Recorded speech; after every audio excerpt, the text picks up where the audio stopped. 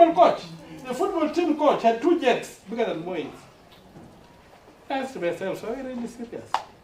Are we on the same planet with these characters? Huh? Are we going to compete in the same environment? Are we on the same planet? So the issue that comes back to me, let us take politics seriously. We don't take politics seriously enough in this country. That's why we are in the mess we are in. Yes. So the solution to all these things, all this data, all this whatever, this will go and be put on the shelf. This will be put wherever. Let us take politics seriously. When you vote for an MCA, know that you are making a life and death decision. You are not saying I will only vote for the president. There's nothing like that. Get involved. Set the agenda. And once we set the agenda, I'm telling you, this country is one of the most favored countries by God. We have got much more than we need. And I thank you very much for the opportunity. I hope it has made some sense. But remember, this is my parting shot. It's a quotation from Dr. Martin Luther King. I don't know the exact phraseology, but it is something that nobody can ride your back if you are standing upright.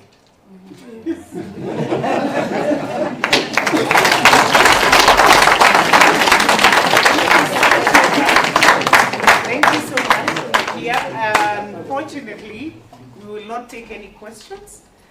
We'll have one more speaker who is from the county of Kajiado, Ministry of Agriculture, Leah Kagai, to just summarize in 2 minutes because we are needed downstairs. Our keynote speaker is almost here.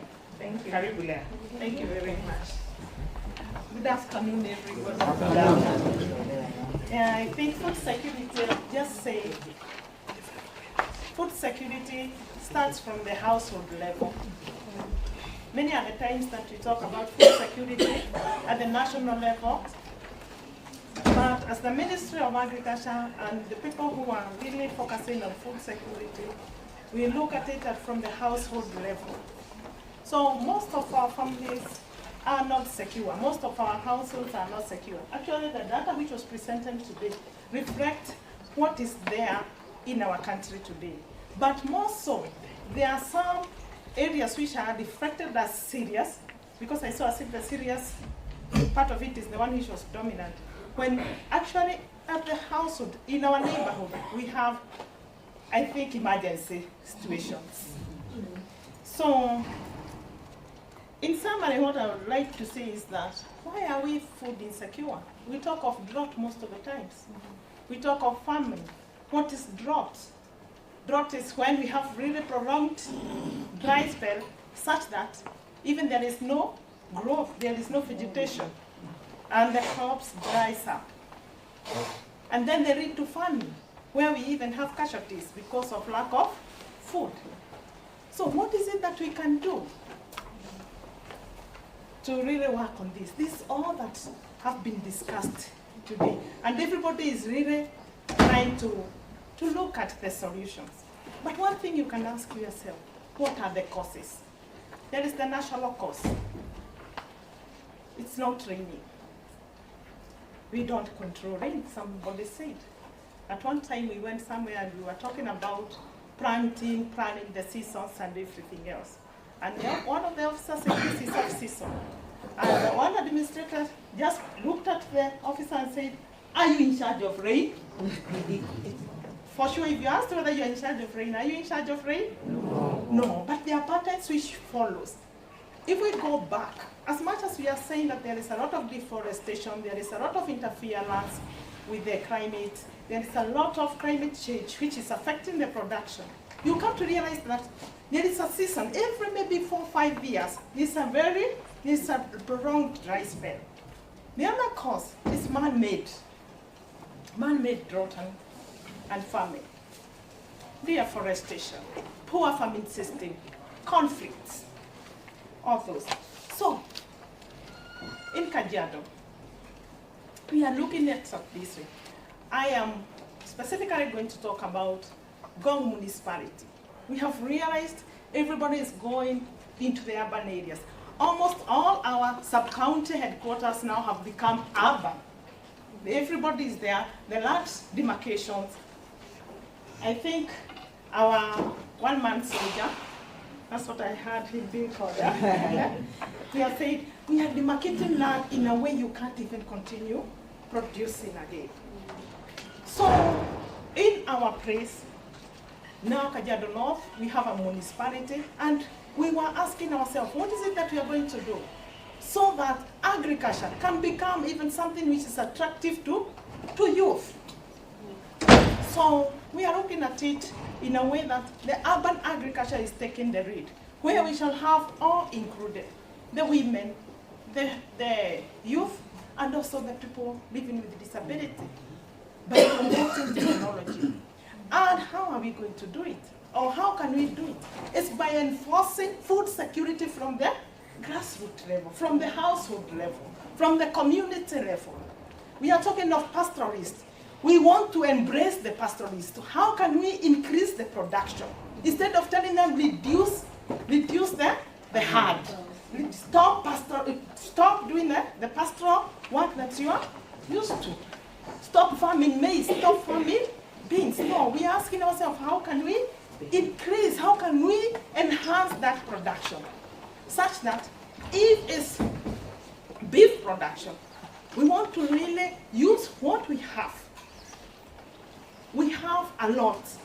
Our animals are good. Our land is good. All we need to do is to enhance. So we have a farm, 500 acres, where we are now trying to look at it. How do we do it in a smart way? Climate smart agriculture in Kajiado, where we shall look for technologies.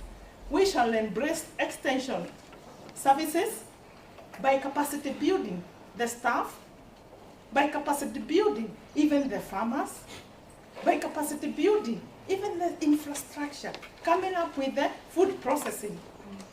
One of the challenges that we are having, I can say we have with our farmers, as an agricultural officer I can say, is individualistic approach. Farmers are producing for themselves. There is a lot of competition to a point now. We have even owned the competition. I don't even want my other neighbor to offer. We are competing with our neighbor, but our production units are very small. So you find that sometimes there is a lot of production, there is inflation, there is a lot of fluctuation. There is a lot of production, let's say for tomatoes. Then the following day, tomato is very expensive. So what are we doing? We are saying we want to start the cottages industries, where we shall have the women groups owning up like value addition factories, more industries where they can add value. And in that way, we shall also provide the market.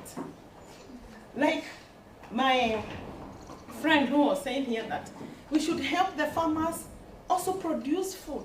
So what we are doing is that we want to have the farmers produce at the farm level so that you have enough to produce using the most appropriate technology at the farm level.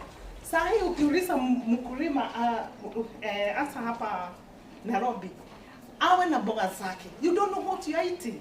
Sini kweli? Some of us are saying we are eating from the sewage products we are getting. You don't know where your sukuma is coming from. But we are promoting you to produce that sukuma from your balcony. Hapo nyumba ya nyumba yako. Those are the things that we want. Once you are secure. Actually, those people who are working, you can't work when you are hungry. You can't work when you are hungry. We don't have even the money there in the pocket. So we are going to invest, and I want to encourage each one of you. Please go back and ask yourself, where is the food you are eating coming from? What is it that you can do to enhance your food security? And do the best as far as food security is concerned, whether you are doing anything else or not. Thank you very much. Wow.